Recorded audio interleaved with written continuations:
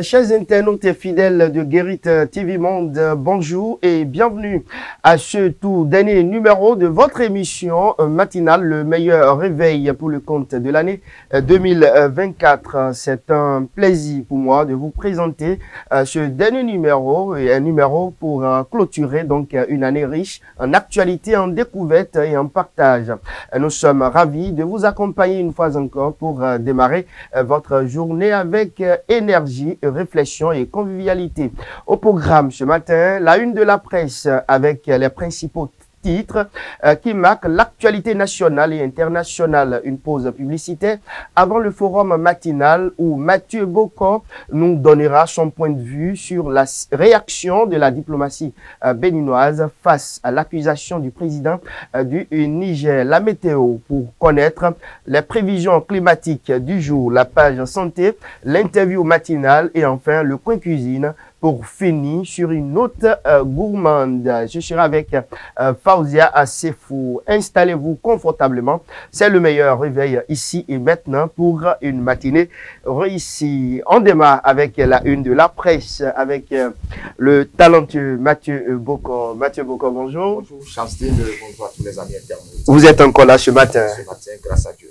À vous l'antenne. Allez, mesdames et messieurs, on démarre bien évidemment par le perroquet qui met en manchette conférence nationale des forces vives de la nation, 35 ans déjà, le clergé catholique persiste, signe puis innove. Matin libre qui met nouvelle accusation des autorités nigériennes.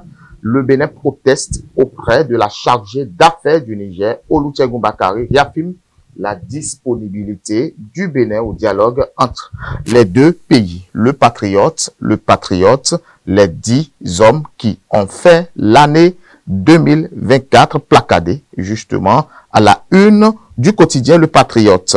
L'Indépendant repart de corps à la caserne militaire de Dessa Alada. Le président Patrice Talon galvanise la troupe. Le coopérant, journée municipale de la jeunesse à Porto Novo. Le patriarche Karim Da Silva, distingué pour ses nombreuses actions en faveur du développement, la capacité de l'épanouissement des Porto-Noviens.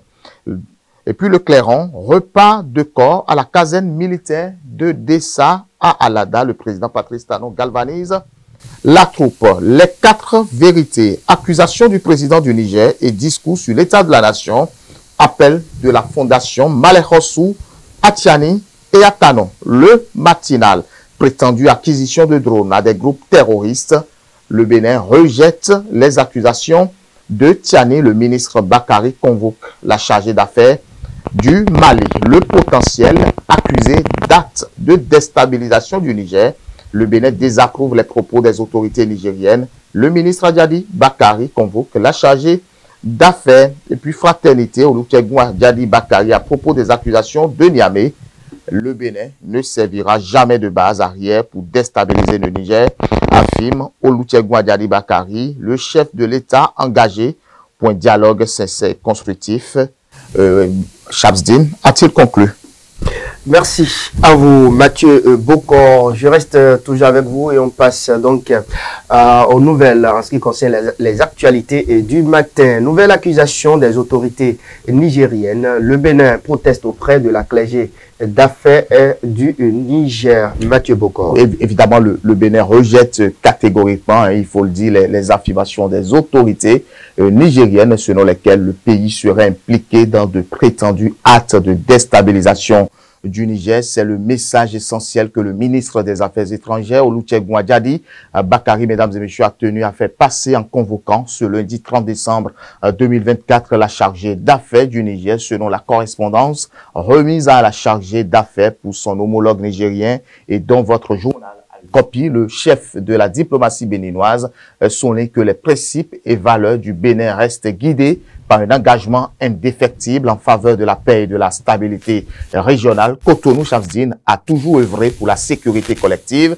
et la fraternité entre les nations. Vous le savez, ces valeurs sont au cœur de sa politique étrangère. Il est inadmissible que le pays soit associé à des intentions contraires à ses idéaux, d'autant plus que les accusations portées contre lui sont absolument fausses et dénuées de tout fondement objectif. Le contenu de la lettre révèle aussi que, mus par les esprits de dialogue, nous avons pris l'initiative par des correspondances officielles de proposer des rencontres entre nos autorités militaires respectives. Ces échanges que nous appelons de nos vœux visent à renforcer la transparence et à promouvoir une coopération sincère pour relever les défis sécuritaires communs. Le Bénin demeure par ailleurs très engagé dans la préservation et le renforcement des liens historiques et unissent les deux pays et leur peuple. Il est donc particulièrement regrettable que de telles accusations injustifiées soient portées contre le pays au risque de fragiliser ses relations séculaires, a ajouté le ministre des Affaires étrangères.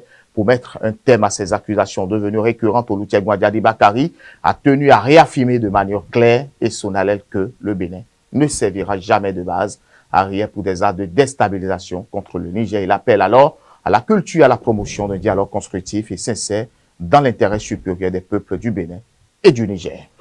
Une animatrice de radio Solidarité FM de Djougou décédée. Oui, très bref, un décès dans le rang des professionnels des médias. Albertine Soussafé, animatrice vedette en langue nationale ou pas, à Radio Solidarité FM de Djougou, n'est plus. Elle est décédée ce samedi, justement 28 décembre 2024, père son âme, Shamsdine. Paix à son âme. On ne sait pas ce qui se passe dans la corporation, dans notre corporation, hein, union de prière. Union de prière. Voilà, en interactualité au Ghana, entrée sans visa pour tous les Africains à partir de l'année prochaine. Évidemment, bonne nouvelle, les citoyens détenteurs de passeport africains pourront désormais voyager au Ghana sans avoir besoin de visa. Cette mesure qui entrera en vigueur début 2025, vous le dites si bien, fera du Ghana le 5e pays africain à ouvrir ses frontières à tous les ressortissants du continent, adopté le 18 décembre 2024 par le président sortant Nana Akufo-Addo. Cette politique de voyage sans visa marque une étape clé dans l'engagement du Ghana pour l'intégration africaine. Actuellement, le pays accorde un accès sans visa aux citoyens de 26 nations africaines, tandis que les ressortissants de 25 autres peuvent obtenir un visa à leur arrivée. La mise en œuvre de cette initiative est prévue avant la fin du mandat d'Akufo-Addo, le 6 janvier 2025. Cette décision concrétise la promesse faite par le président lors des dialogues sur la prospérité en Afrique, APD 2024 en janvier dernier, visant à faciliter la mobilité des citoyens africains. Elle s'inscrit également dans les objectifs de l'Union africaine et de la zone de libre-échange continentale africaine, visant à réduire les obstacles au commerce et à la coopération entre les nations Shamsdine du continent. Merci à vous, Mathieu Bokor. On poursuit toujours cette rubrique démarrage de la Ligue 3 de football. Début de saison difficile pour Étalon FC. Oui, malgré un engagement indéniable des 22 acteurs sur le terrain, les Étalons FC n'ont jamais réellement trouvé la faille dans la défense bien organisée de la JSV. Les locaux, plus efficaces dans les deux surfaces, ont su capitaliser sur les opportunités pour marquer à 2 reprises, condamnant les visiteurs à répartir bredouille. Ce faux pas inaugural place déjà Étalon FC dans une situation délicate, dans une compétition où chaque point compte. L'entraîneur Symphorien Théou devra remobiliser son groupe pour aborder au mieux la deuxième journée prévue le 3 janvier 2025. Ce match qui se disputera à Savi-Gankwe face à la Jam revêt une importance cruciale car une nouvelle contre-performance pourrait compliquer davantage les ambitions du club pour cette saison face à une adversité toujours élevée en Ligue 3. Étalon FC devra faire preuve